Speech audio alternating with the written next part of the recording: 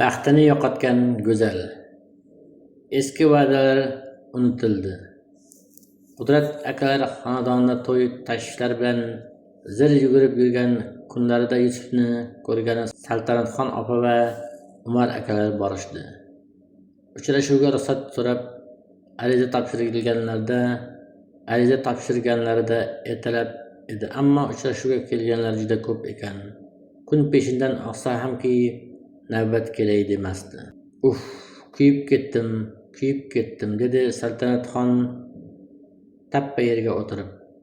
Bolam, shu yerlarga kelguncha men tikonzorda yotsam bo'lmasmidi? Nafasingni issiq qil, bu bir sinov. Nolisang Xudoning qahri keladi.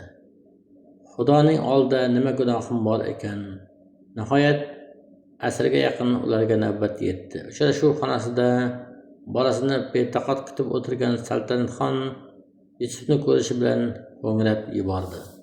Bolam, dedi uni bag'riga bosib. Onang o'lsin bolam. Hoyjon, sizda nima gunoh? Nega o'zingizga o'lim tilaysiz? Seni shu yo'lda qaytarolmagan ona gunohkor bo'lmaydimi?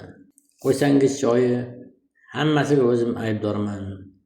Yusufjon bolam, nega buncha ozib ketding, dedi Saltanatxon biroz o'ziga kelgach. Hamon uni bag'ridan bo'shatmay, hech qayering og'rimayaptimi? Bundan Umar akaning jahli chiqib ketdi. Ko'rib turibsan, 4 muchasi sog'. Nega buncha tergaysan? Xudoga shukr qilishni bilasanmi hech? Yusuf otasiga qarab yangilik aytdi. Namozga kirdim. Shu bilan zora imonga kirib insofga kelsang, o'g'irlik qilmasang mayli. Yusuf og'rindi. Ada, kechiring adasi, dedi Saltanatxon ko'z yoshlarini artib. Akalaring, yaqinlaringdan salom, faqat bu safar Laylodan salom yo'q, dedi o'g'liga termilib. Mayli. Nimaga deb so'ramaysanmi? Nega ekan, dedi Yusuf onasining nima deyishini sezgan bo'lsa-da o'zini go'llikka solib. Layloni uzatishyapti. Yusuf indamay bosh egdi. Nima qilasan endi? Chidaysan-da, dedi Umar aka. Bandasining bardoshi shunday damlarda bilinadi. Qo'limizdan nima ham kelardi? Kutishsa bo'lardi, noinsoflar, dedi Saltanatxon tutaqib. Vaqtida o'g'limdan rosa foydalanishgandi. Kutsa 3 yilda qari qiz bo'lib qolmasdi, yo qizining bo'yni tuynukdan chiqib ketarmidi? Oyi, o'tgan ishga salovat, dedi Yusuf sekingina. Mayda gapni qo'y xotin, dedi Umar aka qiz tomon qaror to'g'riligini tasdiqlagandek. Qamalganga har kim ham qiz bermaydi. Ixtiyori o'zlarida. U qizni ham qarg'ama. Yaxshi duo qil, baxtli bo'lsin. Endi mening Shippash degan laqabim yoniga qamalgan degan so'z ham qo'shiladi-da, dada, dedi Yusuf boshini temir panjaraga qo'yib. Peshinaga yozilgani yoziqdan hech kim qochib qutulolmaydi. O'g'lim, muhimi xatolardan to'g'ri xulosa chiqarishda. Qiz bola palaxmon toshi. Sayramda Sidqmat akaning ham yetarlicha obro'si bor. Shu bois u nikoh to'yiga Istek to'yxonasida 500 kishilik joy qildirgandi. Toshkentdan kelgan 50 chog'li ayol Xudolar va Hikmat boshchiligida shuncha erkaklarga to'yxonaning to'ridan o'rin hozirladi. Qudrat aka sog'liqni o'ylab azoranli kunda yo'lga chiqmagandi. Ammo Xayrixon opa Kenjatoy erkatoy qizini o'zi uzatib kelgandi. Nikoh to'yi tugashi bilan Oygul opa qo'shnilariga aytib qo'ygan shekilli ayol xudolarni 5 ta oltin bo'lib uylariga olib ketishdi. Ularga shohona tutilmagan ko'rpacha yostiqlari ajratildi. Bu joylarning oqibati shunaqa. Bunday qo'ni-qo'shnichilikka hech nima yetmaydi. Xayrixon opa boshchilik, 10 ayolga esa Sidqmat akaning 2 qavatli uyining 1-qavatidan joy hozirlashdi. Kelin kuyovga ajratilgan yotoqxona 2-qavatda edi. Ertasi kuni kelin salomning davomi sifatida challari o'rniga Oygul opa quda tomonni to kechgacha mehmon qilib ziyofat berdi. Indiniga esa mehmonlari Toshkentga yo'l olishdi. Hikmatlar ham rosa biti tugildi. Ularni to'y kuni kechasidan to indin ertalab xotinlar bilan ketgunga qadar Sidqmat akaning ukasi Turdimat olib yurdi. Shahar chetidagi akasining restoranida pivoxo'rlik qilishdi. So'ng Turdimatning past solingan lekin issiq uyida ertalabgacha hangoma qilib maishat qilib chiqishdi. Qaytishlarida ularni G'ishtko'pirga qadar mashinaga solib yuborishdi. Qaziqarta sut, go'sht, pishloq non, salqin ichimliklar va turli-tuman sharobga to'la sumkani akasining nomidan Hikmatga Turdimat tutdi va akasini ish bilan boshqa tumanga yuborishgani uchun uzrini yetkazdi. Xotinlar ham quruq qo'l bilan qaytishmadi. Oygul opa sarosimada qoldi. To'ydan 4 kun o'tdi hamki kelin kuyovdan yangilik yo'q. Nahotki o'g'limda qusur bo'lsa, dedi u kechalari vahimaga tushib. Shuning uchun bu ishning yechimini ko'zlab yangi kelin kuyovlarni dachaga jo'natdi. Hol va ovloq joy izora mora Nodirning yigitligini qo'zg'ab. Ular dachaga kun og'ganda kirib kelisharkan, izoranli sovuq turgandi. Hayal o'tmay 2 yoshning ham badanlaridan sovuq o'ta boshladi. Pechkani balandlataymi, dedi Nodir Layloning iyagi qaltiratganini ko'rib. Mayli. Nodir mashinaning pechkasini balandlatdi. Dachaga yetishlariga 4-5 chaqirim qolgandi. Shunda Nodir kichik bir xatoga yo'l qo'ydi. U xayolda jipda ketyapman deb o'yladimi, manzilni yaqinroq qilish uchun rulni asfalt qilinmagan yo'lga burdi. Mashina 1-2 marta silkindi-yu, so'ng taqataq to'xtab qoldi. G'ildiraklar deyarli butunlay loyga botgandi. Endi nima qilish kerak? Yigit Layloning yonida qanchalik o'zini yo'qotmaslikka harakat qilmasin, ammo chorasizlikdan qip-qizarib ketdi. Laylo battar sovqata boshladi. Hatto Nodirga yordam bergisi kelib, mashinadan tushdi-da, atrofdan toshmi, g'ishtmi, mayda taxta bo'laklarini topib g'ildirak ostiga tashladi. Nodir esa mashinaga tinimsiz gaz berardi, ammo baribir foydasi bo'lmadi. "Opacha, siz rulga o'tiring, men mashinani itaraman", dedi Nodir. "Voy, men mashina boshqarishni bilmayman-ku. O'zim o'rgataman." Nodir unga nima qilish kerakligini o'rgatib, o'zi mashinani bor kuchi bilan itara boshladi. Ammo har safar kuch bilan itarganda mashina 1-2 siltanib, salgina oldinga siljirdi-yu, so'ng orqaga qaytib battar loyga botardi. Nihoyat ikkalasi ham holdan toyishdi. "Bo'lmaydi, Nodir", dedi Laylo hars nafas olayotgan yigitga achinib. "Nima qilamiz endi? Adamga qo'ng'iroq qilsammikan?" "Shundoq qil, iltimos", sovuq o'tdi. Nodir uyala dadasiga qo'ng'iroq qildi. "Ha, Nodir, tinchlikmi?" dedi o'g'lini. Bu paytda dachaga yetib borib, Layloni quchog'iga olib o'tirgan bo'lsa kerak, deya xayol qilgan Sidiqmat aka. "Ada, mashinamiz loyga tiqilib qoldi. Hozir odam jo'nataman. O'g'lim, qayerdasizlar? Shoshmangchi, qandaydir mashina biz tomon kelyapti shekilli." Nodir shunday deb telefonni o'chirib qo'ydi. "Allo, Nodir, allo", degancha qolaverdi dadasi. Nodir sal naridan sekinlab kelayotgan mashinaga qo'lini ko'tarib, "To'xtang", deya ishora berdi. Eskiroq Jiguli haydovchisi esa yoshi kattaroq rus kishi ekan. U ortiqcha taxirlik qilmay to'xtab, vaziyatni bilgach, mashina yukxonasini ochdi-da, uzun tros oldi. Nihoyat mashinani katta yo'lga arang sudrab chiqishdi. "Dala yo'li rasvo", dedi boyagi haydovchi. "Yaxshisi asfalt yo'ldan ketganlaring ma'qul. Qiz ham sovuqda tarashaga qotgandir. Xotiningmi?" "Ha." Nodir kishi bilmas cho'ntagini kovlayotganda u boshqa gapni aytdi. "Pul nima? Baribir bu yerdagi magazin yopilib qolgandi. Shahargacha esa anchagina yo'l. Siz bugun aroqsiz qoldim. Ismingiz nima?" "Nimagaydi? Dядя Yevdokim. Bo'lmasa dala hovliga biz bilan ketma-ket yuring. O'sha yerda topilib qolar bu sabil", dedi Nodir. "Bu boshqa gap." Nodir dядя Yevdokimga aroq berib, xayr xo'shlashib kirganda Laylo loy bo'lgan kiyimlarini kiraverishga yechib, qaynoqqina vanada cho'milayotgan edi. Oygul opa va'da bergandek, dala hovli xonalari isitilgan, kamin yoqilgan, oshxona stoliga 1-2 ta ovqat qo'yilgan. Xolodilnik to'la tamaddi. Hatto qorovulga bugun javob berilgan. Shuning uchun hovli chetidagi kichik uychaning chirog'i ochiq edi. Nodir ham sovqotib ketganligi bois kela solib kamin yoniga kelib o'tirdi.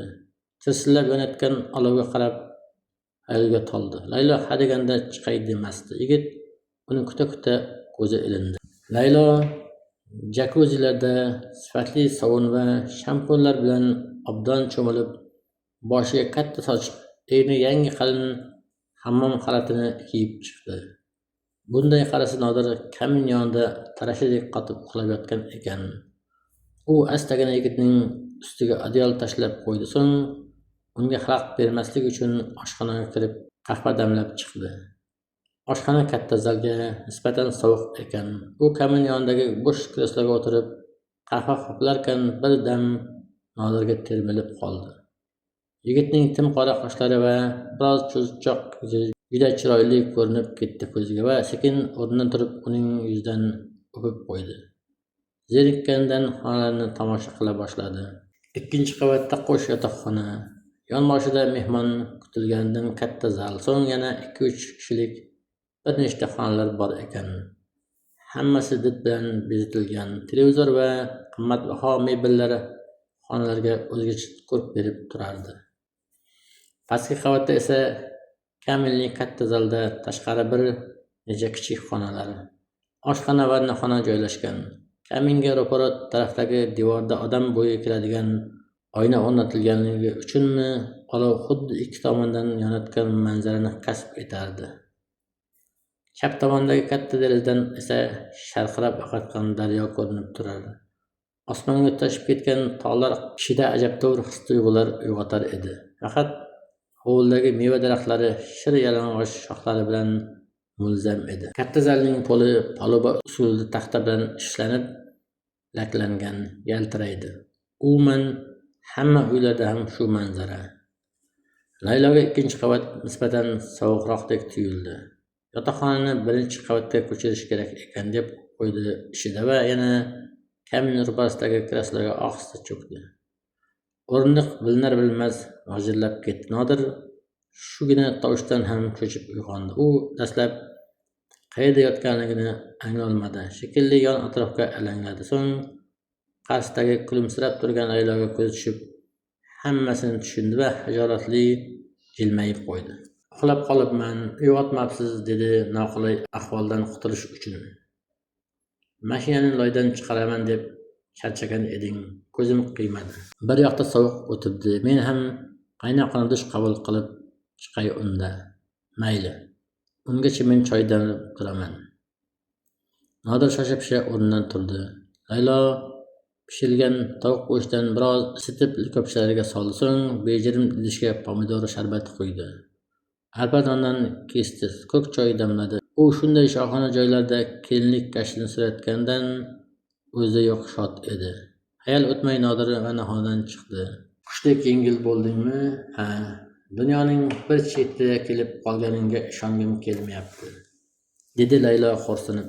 Qiz bola, palaxmon toshi deb shuni aytsalar kerak-da. Ota-onam meni bir zumda Toshkentdan sayramga uloqtirishdi-ya. Opacha, sayramga kelin bo'lganingizdan xafamisiz? Nega bunday deyapsan? Menga xomushdek ko'rindingiz. Hech ham unday emas, faqat uyimni sog'indim. Birpasda-ya, ha, sen ham tug'ilib o'sgan yurtingdan bir umrga ketayotganingni fahmlasang, mening ahvolimga tusharding. Toshkentga tez borib turamiz. Mehmonga borish boshqada, lekin sendek yigit bilan hayotimni bog'laganimga afsusim yo'q. Rostdanmi, rahmat opacha. Nodir ayolni juda qattiq yaxshi ko'rganidan dildagi gaplarni avvalgidek shatta aytolmas. Negadir qizini bag'riga bosishdan ham istihola qilar. Qandaydir kuch uni Layloga yaqinlashishdan qaytarib turardi. Ehtimol qizni hamon opacha deya sizlayotgani ham shundandir. Laylo esa xuddi o'z ukasidek Nodir deya murojaat qilyapti. Bu esa yigitning qizni yor o'rnida ko'rishiga yana bir to'siq bo'lyapti go'yo. Shuning uchun mana nikoh kunidan boshlab 5 ta kecha o'tgan hamon u qizil bayroqni onasining qo'liga tutolmadi. Oyisi bu holdan atrofdagilar malomatdan cho'chib uni shoshirishar, yigitligini tezroq ko'rsat deb qistardi. Hozir choyni ho'plab o'tirarkan shuni u xayoldan o'tkazardi. Nodir romantikligi uchun bu narsa o'z-o'zidan ikkala oshq mayli bu narsani xohlaganda bo'lishini tarafdori edi. Bunga esa uning o'zi ham sezishicha hali opachasi ham tayyor emasdi. U xotinini Laylo deb chaqirmas, kerak bo'lsa hamon opacha deb yillar yurishga hozir. Faqat u yonida bo'lsa, u bilan gaplashib faqat hamrohlikka yarasa ham mayli.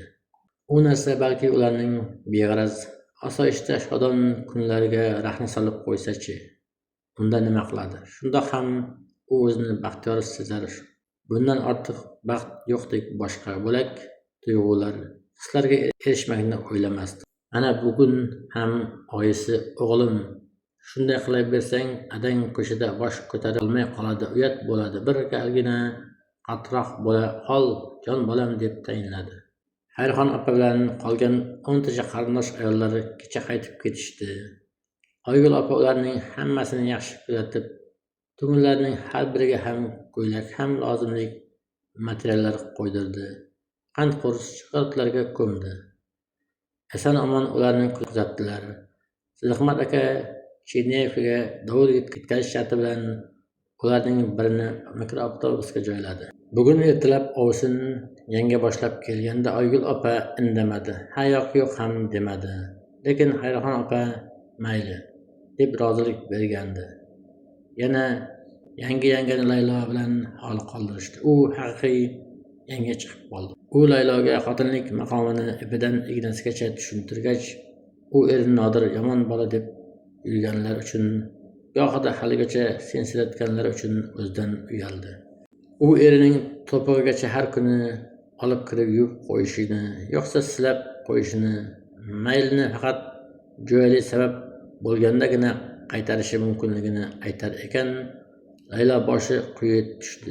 Ayniqsa oxirgi gaplaridan keyin o'zini yerga kirib ketgandek sezdi. Yanga qiz bola erga tegishga rozi bo'ldimi, eri qonuniy nikoh bilan o'z mahramiga oldimi, shu damdan boshlab erining sha'ni uning sha'ni, erining obro'si uniki. Kechalari yosh erini qiynash, kerakli amalni bajarishga izn bermaslik bilan ko'ngil yo'qligini bildirish bo'ladi. Bu holda turmushga chiqmaslik lozim dedi. Layloning yana boshi egildi. Yanga Oygul opaga boshqa gap aytdi. Bizning vazifa uyalgan kelinlarning yuzini biroz ochmoqlik, yo'qsa natijaga erishish qiyin bo'ladi. Oygul opa tasdiqladi. To'g'ri bolam, tortinchoq. Unday bo'lsa sizga bir maslahat. Balki ularni tepasida poylamay tinch qo'yarsizlar. Ya'ni biror xoli joyda tanho o'zlari yashasizlar. Boshqa uylaring yo'qmi? Bor. Yaxshigina dala hovlimiz bor. Bo'larmikin? Albatta bo'ladi. Bugunoq o'sha yoqqa ko'chiring. Qanday qilib? Bolalar siqilib ketdinglar. O'zlaring holi turib bir yayranglar deng. Mas'uliyatini eslatmang. Ko'p narsani bilarkansiz. Vazifamiz shunaqa. Professional de foi deb mashhur film so'zini keltirib kuldi. Qanday rozi qilay? Qochib ketmayapsiz-ku. Avval bir gap eshitaylik. Shundan keyin Oygul opa o'g'liga dachiga borib turmaysizlarmi deganda u juda xursand bo'lib ketdi. Chunki shuncha xotin xalaj ishida har bir qadamini birov o'lchab yurgandek tuyulgandi.